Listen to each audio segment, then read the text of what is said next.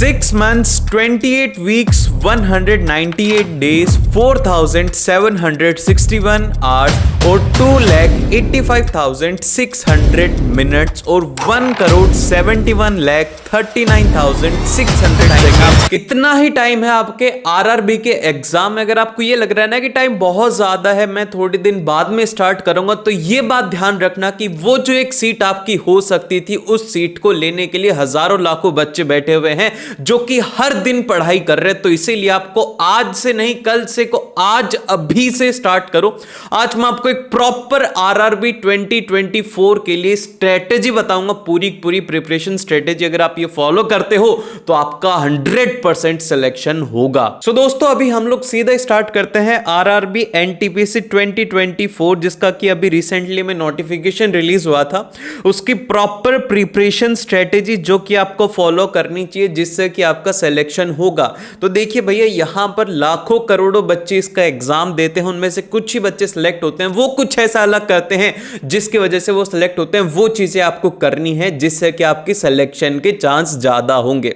तो चलिए स्टार्ट करते। देखो, सबसे पहली बात तो ये है कि आप लोगों का गोल होना चाहिए कि भैया मुझे इस साल नौकरी लेनी है और मैं ये करके दिखाऊंगा। अपने आप को ये बोलो कि मैं कर सकता हूं। आप लोग मुझे भी कमेंट करो, क्योंकि जब आप लिखते हो ना, वो चीजें होती हैं। आप कमेंट करो कि आई विल डू इट, ठीक है। एक अपने आप से लिखो, क्योंकि यार अगर आप ये लिखोगे नहीं ना कमेंट में, आप देखना कि लाखों बच्चे लिख रहे होंगे कि आई विल डू इट, तो आप भी उसमें लिखो। आप क्यों नहीं कर सकते? आपके पास भी वही 24 घंटे हैं, वही दिमाग है, वही बुक है, वही टीचर है, वही इंटरनेट है। अगर फिर भी आप नहीं कर पा रहे हो तो ये बहुत बड़ी दिक्कत। आपको अपने आप के ऊपर विश्वास रखना होगा। सबसे पहला कदम होता है खुद पर विश्वास रखना। तो सबसे पहले खुद पर विश्वास रखो, अपने उस गोल के बारे में सोचो, अपनी उस सरकारी नौकरी के बारे में सोचो जिसके लिए कि आप तैयारी करना चाहते हैं।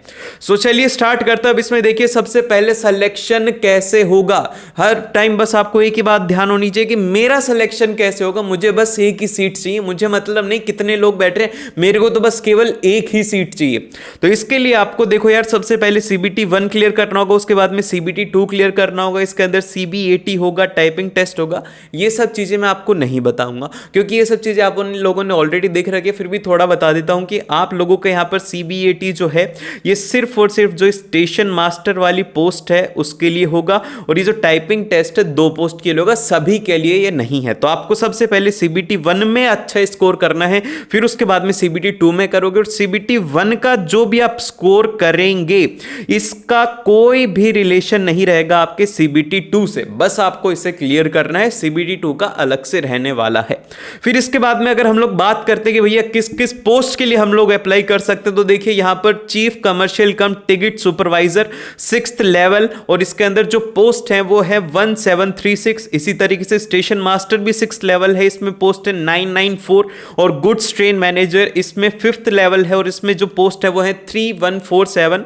और फिर उसके बाद में जूनियर अकाउंटेंट असिस्टेंट, इसकी जो पोस्ट है वो है 1507। इसी तरीके से सीनियर क्लर्क टाइपिस्ट की जो जॉब है वो है 5th लेवल की, और 732 इसमें पोस्ट है।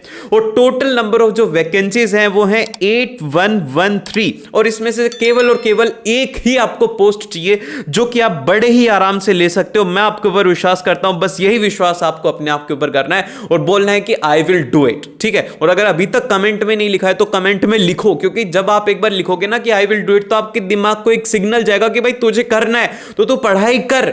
तो उसी तरीके से आपका दिमाग उसे प्रोसेस करेगा।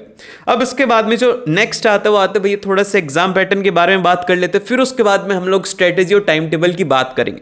तो देखिए भैया, CBT 1 का पैटर्न बड़ा ही सिंपल सा रहेगा। इसके अंदर आप लोगों को से 3 सब्जेक्ट पूछे जाएंगे। सबसे पहला है जनरल अवेयरनेस, जिसके कि 40 क्वेश्चन रहने वाले हैं, और ये 40 ही नंबर का रहेगा।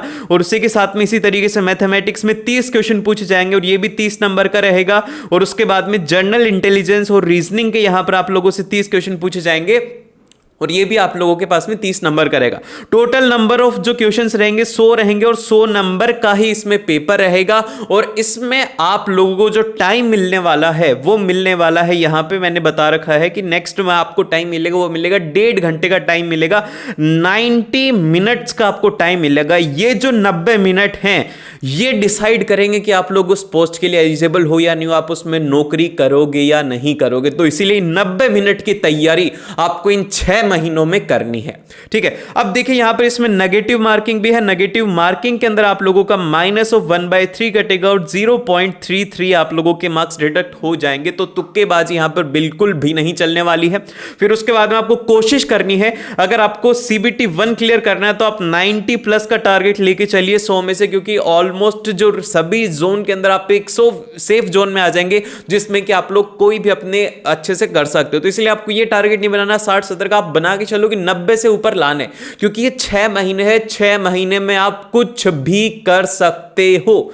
ठीक है, अब इसके बाद में नेक्स्ट हम लोग बात करते हैं कि भैया CBT 1 में 90 प्लस नंबर लाने हैं तो क्या करना होगा, हम क्या करें कि हमारे 90 से ज्यादा नंबर आए। तो सबसे पहला जो काम है वो है कि आप लोगों को एक प्रॉपर टाइम टेबल बनाना होगा। भैया हर दिन की 7 से 8 घंटे पढ़ाई करनी होगी, कुछ भी हो आपको मेहनत करनी होगी, क्योंकि अगर आप उस टाइम पर मेहनत नहीं कर रहे हो तो कोई ना कोई एक ऐसा आदमी मेहनत कर रहा होगा आपकी जगह पर और वो उस पोस्ट को आपसे छीन करके ले जाएगा। सो अगर आपको उनसे पोस्ट छीननी है तो आपको हर दिन की 7 से 8 घंटे की कड़ी तपस्या करनी पड़ेगी हर दिन, चाहे से कुछ भी हो, मूवीज आ रही हो, घर में कोई फंक्शन हो, इधर उधर जाना हो, बाबू सोना से बात हो, ये सब चीजें छोड़नी पड़ेंगी। एक टारगेट लेना होगा कि भाई मुझे क्लियर करना है, मैं पढ़ के रहूंगा।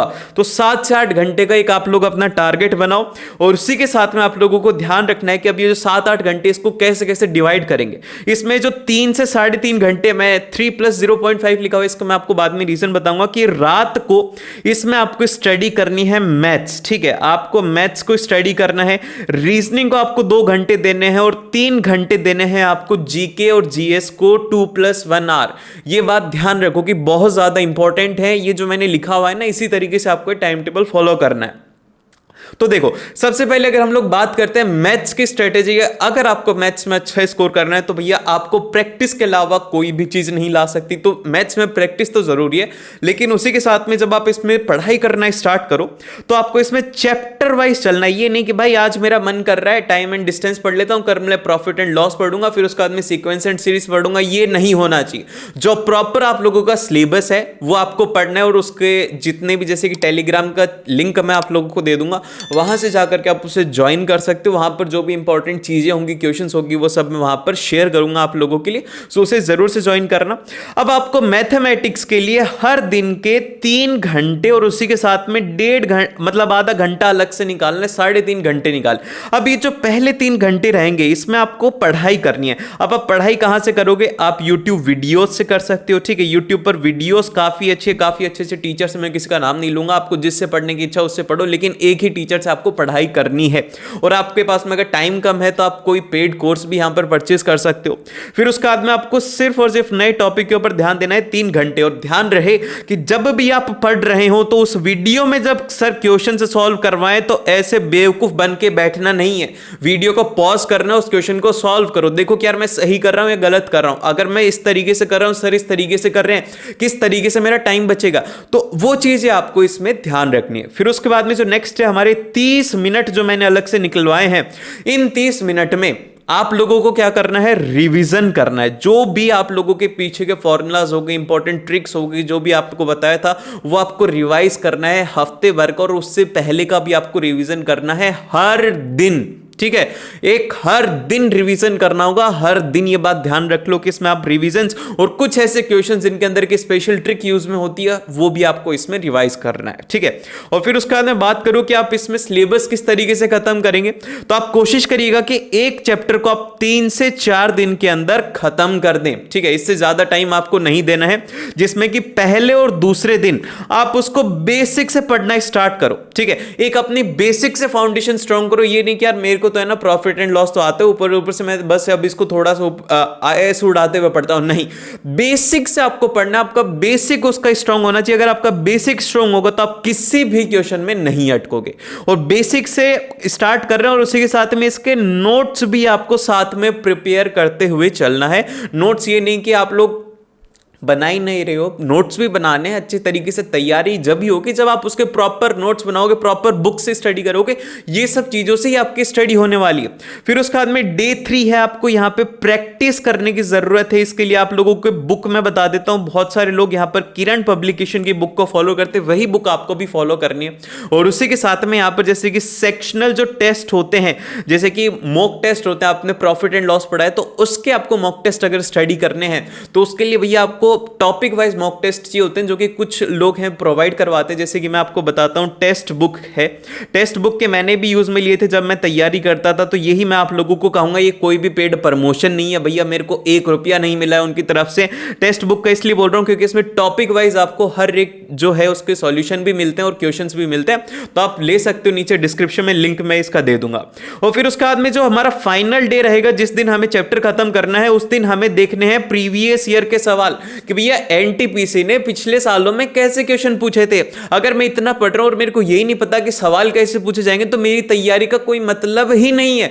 तो इसीलिए कोशिश करनी है कि आप लोग चौथे दिन बैठ करके देखो कि भैया प्रीवियस ईयर में कैसे सवाल पूछे गए थे, उसी के हिसाब से अपनी तैयारी आपको रखनी है।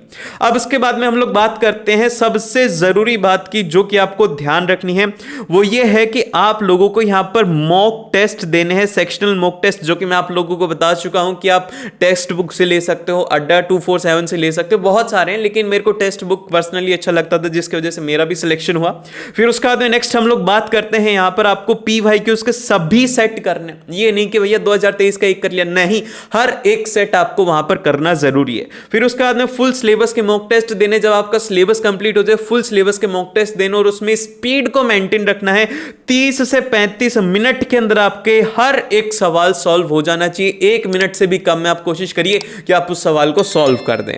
देन फिर इसके बाद में जो नेक्स्ट आती है हमारी रीजनिंग की बात करते हैं, तो रीजनिंग देखो बहुत सारे बच्चे स्किप कर देते हैं कि रीजनिंग तो आती है, क्या पढ़ना उसको, लेकिन आपको इसकी हर दिन प्रैक्टिस करनी है, क्योंकि यहां से आपका टाइम भी बचेगा और आपके यहां से नंबर भी बढ़ने वाले। ध्यान रखो कि टाइम भी ये बचाएगी और नंबर भी आपके बढ़ाएगी, तो यहां पर दोनों तरीके से आप लोगों का फायदा है रीजनिंग को पढ़ने से।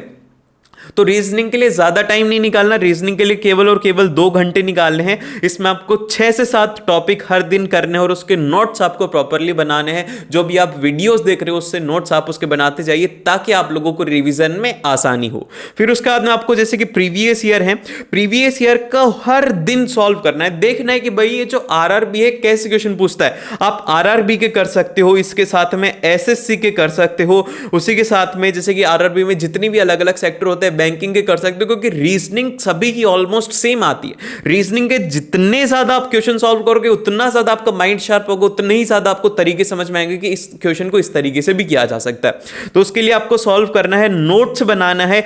नोट्स वही बनाने हैं जिसमें कि नए तरीके के ट्रिक्स हों। जैसे कि आपने क्वेश्चन सॉल्व किया, आपसे नहीं हुआ, आपने देखा सॉल्यूशन, तो उसका एक अलग से एक पेपर में लिखो कि भाई ये ऐसे सॉल्व होता है। तो इस तरीके के क्वेश्चंस का आपको वहां पर रिवीजन भी करना है। फिर उसके बाद में नेक्स्ट हम लोग बात करते हैं कि आपको इसमें टॉपिक वाइज मॉक टेस्ट देने हैं, जो कि आपको लगता है कि यार मेरे से ना ब्लड रिलेशन वाले क्वेश्चन नहीं होते, मुझसे पजल नहीं होता, मुझसे वेन डायग्राम नहीं होता, तो उसके आपको टॉपिक वाइज मॉक टेस्ट देने हैं। और रिवीजन के लिए आप लोगों को क्या करना है, अपने नोट्स को हर दिन स्टडी करना है। और मैंने आपको बता दिया कि आपके जो भी क्वेश्चंस गलत हुए उनको ध्यान से पढ़ना है। फिर उसके बाद में ज्यादा से ज्यादा क्वेश्चन सॉल्व करेंगे, जब भी जाकर के आप रीजनिंग में अच्छा करेंगे, अदरवाइज आप उसमें अच्छा नहीं कर सकते हो। क्वेश्चंस पर ही ज्यादा फोकस रखना है आपको रीजनिंग में। फिर उसके बाद में अगर मैं बात करता हूं टाइम मैनेजमेंट के ऊपर, ध्यान रखो इसमें स्पीड आपको इतनी सुपर फास्ट रखनी है कि आप 30 सेकंड से भी कम में उसको सॉल्व कर दो। 15 से 20 सेकंड के अंदर, 15 से 20 मिनट में आपके जो है 80 से 90% सवाल हो जाने चाहिए फर्स्ट राउंड में। तो ये कैसे होगा, जब आप ज्यादा से ज्यादा प्रैक्टिस करोगे। और इसके लिए आप लोगों को मैंने बताया कि आप लोग परचेस कर सकते हो, भैया एक टेस्ट सीरीज खरीद लो, बहुत ही सस्ती सी है। मैं बार बार बोल रहा हूं क्योंकि बहुत सारे बच्चे होते हैं कि हम पैसे बचाएंगे। अरे क्या करोगे पैसे बचा करके जब जॉब नहीं मिलेगी, ठीक है, इससे हजारों लाखों गुना कमाओगे, ठीक है। तो इसीलिए एक अच्छी टेस्ट सीरीज खरीदो, अच्छी बुकें खरीदो, उनमें इन्वेस्टमेंट करो। ऐसा नहीं कि यार तुम फालतू की चीजों के अंदर इन्वेस्टमेंट करो, नहीं, ये आपको जो आप इन्वेस्ट करोगे ना, इससे लाखों गुना आपको मिलने वाला है, ठीक है। तो ध्यान रहे इस बात का। फिर उसके बाद में नेक्स्ट हम लोग बात करते हैं जीके और जीएस की। तो भैया देखो जीके और जीएस में सबसे ज्यादा वेटेज इनका रहने वाला है। इनके लिए आपको टाइम भी थोड़ा ज्यादा निकालना पड़ेगा। यहां पर मैंने 3 घंटे बोला है, लेकिन आप इसमें 4 से 5 घंटे निकाल सकते हो, ठीक है। वो डिपेंड करता है कि आपकी कैसी जीके और जीएस में इंटरेस्ट है। तो देखिए, सबसे पहले तो आप लोगों को 2 घंटे हर मॉर्निंग में स्टडी करनी है। इसके लिए ध्यान रखो कि आप कोशिश करो कि हर दिन सुबह जल्दी खड़े हो, या कम से कम, ठीक है। अब आप लोग ऐसी तैयारी कर रहे हो जिसके अंदर कि लाखों लोग कंपटीशन कर रहे हैं, तो यार उसमें आप लोगों को खुद से स्ट्रगल तो थोड़ा करना पड़ेगा। कोशिश करो कि आप 5 बजे तो एटलीस्ट पढ़ने बैठ जाओ। 5 AM पर आपकी सिटिंग हो जानी चाहिए, ठीक है, क्योंकि उस टाइम के ऊपर डिस्टर्बेंस कम होगा। ये याद रखने वाली चीजें ज्यादा है जो कि आप याद रख पाओगे, ठीक है। ये बात आप ध्यान रहे कि सुबह उठ करके 2 घंटे तक आप लोगों को जीके और जीएस को अच्छे से रट्टा मारना है। जो करना है कर लो, बस आपका सिलेक्शन होना चाहिए। इस तरीके से आपको इसमें पढ़ाई करनी है। और मैं मैथ्स में एक बात बताना भूल गया कि मैथ्स को पढ़ने का सबसे बेहतरीन टाइम होता है रात में, जब काफी सारे लोग आते जाते हैं, शोर वगैरह होता है। तो आप इसमें कोशिश करो कि भैया 9 बजे से लेकर के रात को 12 बजे तक आप इसमें स्टडी करो, या फिर आप थोड़ा उसमें डिले कर सकते हो। अपना टाइम टेबल इसी हिसाब से बनाओ कि जब कभी भी आप लोग को लगे कि यार इस टाइम पर लोग बहुत ज्यादा डिस्टर्ब करते हैं, तो उस टाइम पर क्या करना है, उस टाइम पर आपको मैथ्स सॉल्व करनी है, ठीक है। ये आप इसमें कर सकते हो। 1 घंटा जो है इसमें रिवीजन करना है, क्योंकि प्योर रट्टाफिकेशन पर रहने वाला। मैं ये नहीं बोलूंगा कि इसमें कॉन्सेप्ट समझो, ये समझो भाई याद रखना है, एग्जाम में याद था या नहीं था, बस वहां पर तो 10-15 मिनट का खेल होगा कि आता है नहीं आता, आता है नहीं आता। 90 मिनट में अगर करके आए तो नौकरी, अदरवाइज तुम बाहर निकल जाओ। कोई जरूरत नहीं, वहां पर कोई नहीं पूछने वाला तुमने रटा था समझा था, नहीं, बस याद होना चाहिए। कैसे भी अब आपके दिमाग के ऊपर डिपेंड करेगा, आप रट्टा मारते हो फिर उसे याद रखते हो। फिर उसके बाद में नेक्स्ट हम लोग बात करते हैं यहां पर आप लोगों को सब्जेक्ट वाइज। यहां पर देखो, ध्यान रखो कि 6 से 7 सब्जेक्ट आप लोगों के सिलेबस में है, तो आप इनकी स्टडी करिए। करंट आपको पढ़ना है, स्टैटिक आपको यहां पर इसमें पढ़ना है। अब जैसे कि अगर मैं सब्जेक्ट वाइज अगर बात करता हूं, तो एक सब्जेक्ट को आप 8 से 10 दिनों के अंदर खत्म कर सकते हो। वो कैसे कर सकते हैं, जैसे कि पहले 3 दिन तक आपने उसकी वीडियोस देखी, यूट्यूब पर वीडियोस देखी, पेड वीडियोस देखी, जो भी आपने देखा देख लिया। फिर उसके बाद में इसके जो नोट्स है ना, ध्यान रहे कि नोटबुक में नहीं बनाने, इसके नोट्स बनाने हैं बुक में, ठीक है। क्योंकि नोट्स बनाने से क्या होगा कि अगर आप ये अपने नोट्स अपनी नोटबुक के अंदर लिखोगे और आपको बुक में कोई चीज मिली, उससे कहां पर हाईलाइट करोगे, उसके लिए फिर से नोट्स में थोड़ी आओगे। तो इससे अच्छा ये है कि बुक में जिस टॉपिक के ऊपर चल रहे हैं उसी टॉपिक के ऊपर आप वहां पर लिख दो कि भैया ये इसके नोट्स हैं, अगर ज्यादा चाहिए पेज फाड़ के उसमें चिपका लो, ठीक है। इससे क्या होगा कि बुक का भी रिवीजन हो जाएगा और वहां पर आप लोगों के नोट्स भी उसमें बन जाएंगे। फिर उसके बाद नेक्स्ट आता है आपको रिवीजन। इसमें काफी ज्यादा जरूरी है, इसमें रिवीजन करना बहुत ज्यादा जरूरी है और कुछ भी जरूरी नहीं है। और फिर इसके बाद में हम लोग बात करते हैं 3 से 7वें दिन तक आपको बुक से पढ़ाई करनी है। जो भी इंपॉर्टेंट टॉपिक आपको पढ़ाए होंगे, वीडियो जब आपने देखी होगी, जब भी पढ़ा होगा तो आपको लगेगा कि ये इंपॉर्टेंट टॉपिक है, तो उसके ऊपर आपको ज्यादा ध्यान देना है। फिर उसके बाद में स्टैटिक जो जीके है, इसमें कुछ इंपॉर्टेंट टॉपिक है जो कि आपको बिल्कुल भी नहीं छोड़ने, उनके एमसीक्यूज देख लेने, प्रीवियस ईयर देख लेने, जहां से भी क्वेश्चन मिले वो सब क्वेश्चन आपको कर लेने। फिर उसके बाद में इसका भी रिवीजन करना काफी ज्यादा जरूरी है। और फिर इसके बाद में करंट अफेयर्स की अगर मैं बात करूं, आप करंट अफेयर्स कैसे तैयार करेंगे, तो यार देखिए, सबसे पहले तो अगर मैं करंट अफेयर्स में आप लोगों को सबसे पहले डेली करंट अफेयर्स आपको इसमें स्टडी करने होंगे। हर रोज बहुत सारे जो लोग हैं वो एमसीक्यूज भी आप लोगों को देते हैं, आप लोगों के लिए प्रॉपर वीडियो भी आती है पर डे की, तो आप वीडियो देख सकते हो। मंथली मैगजीन्स के अंदर आप देख सकते हो, फिर मंथली वीडियोस देख सकते हो जिसके अंदर की करंट अफेयर्स की बात करी जाती है और आप लोगों को यहां पर एमसीक्यूज भी मिलते हैं, ठीक है। ये सब एमसीक्यूज कहां मिलेंगे, टेक्स्ट बुक में मिलेंगे, अड्डा 247 में मिलेंगे, और भी बहुत सारे लोग हैं। तो मैं तो ये जो एक को फॉलो कर रहा हूं वही आप लोगों को बता रहा हूं। और लास्ट के 6-7 महीने के तो रट्टे मार लो करंट अफेयर्स के, सारी वीडियोस देख डालो, मंथली मैगजीन्स देख डालो, सब कुछ पढ़ डालो, और 6 से 7 महीने के याद होना चाहिए कि ये हुआ था, ये हुआ था, इस दिन को ये हुआ था, इसने ये किया था, बस बात खत्म। इसके अलावा कुछ भी याद रखने की जरूरत नहीं है। और फिर इसके बाद में जो नेक्स्ट आता है कि अब ये तो सब कर लिया, लेकिन अगर मॉक टेस्ट दिया और मॉक टेस्ट को एनालाइज नहीं किया ना, सारी की सारी मेहनत बेकार हो जाएगी। तो मॉक टेस्ट का एनालिसिस बहुत ज्यादा जरूरी है। तो ध्यान रहे कि जब भी आप हर दिन मॉक टेस्ट देना है, ये नहीं करना कि यार आज मन नहीं कर रहा नहीं देना। क्यों भाई, सिलेक्शन चाहिए तो करना पड़ेगा। जब भी मन ना होने स्टडी करने का, नौकरी चाहिए तो पढ़ना पड़ेगा। एक अपने आप को डांट करके वहां पर बिठाओ कि भाई करना पड़ेगा, ये सब चीजें मुझे करनी है, मुझे मेरे लिए करना है। तो इसीलिए आपको हर दिन एक मॉक टेस्ट देना है, टॉपिक वाइज आपको देना, और इसमें कोशिश करना है कि आप इसमें स्पीड अपनी इंक्रीज करते जाओ। स्पीड के ऊपर आपको खास करके ध्यान रखना है। फिर उसके बाद में अगर मैं बात करता हूं कि मॉक टेस्ट देने के बाद में उसका डिटेल्ड एनालिसिस बहुत बहुत ज्यादा जरूरी है। अगर आप डिटेल्ड एनालिसिस नहीं करोगे तो वहां पर आप आप लोगों को प्रॉब्लम हो सकती है। तो जैसे आप लोग एनालिसिस कर रहे हैं तो उसमें आपको सभी ये ऑप्शंस को स्टडी करना जरूरी है कि ये जो ABCD ऑप्शन है इसमें A सही है तो बाकी के BCD गलत क्यों है, ये आपको पता होना चाहिए। जब जाकर के आपका सिलेक्शन होगा, और मैं आपके ऊपर विश्वास रखता हूं और आप भी अपने आप के ऊपर विश्वास रखो कि मैं कर सकता हूं। और अगर आपने इस वीडियो को यहां तक देखा है तो भैया बता दो कि मैंने लास्ट तक देखा, द एंड लिख देना कि मैंने तो पूरी पूरी सुन लिया, अब मैं फोड़ के आऊंगा एग्जाम को। ठीक है, तो यही आपको अपने अंदर कॉन्फिडेंस रखना, और मिलते हैं आप लोग इस नेक्स्ट वीडियो में। और ऐसी ही और वीडियोस के लिए आप सब्सक्राइब कर सकते हो, टेलीग्राम को ज्वाइन कर सकते हो, और टेक्स्ट बुक की सीरीज का नीचे लिंक मिल जाएगा, वहां से जाकर के आप एक अच्छी टेस्ट सीरीज परचेस कर सकते हो।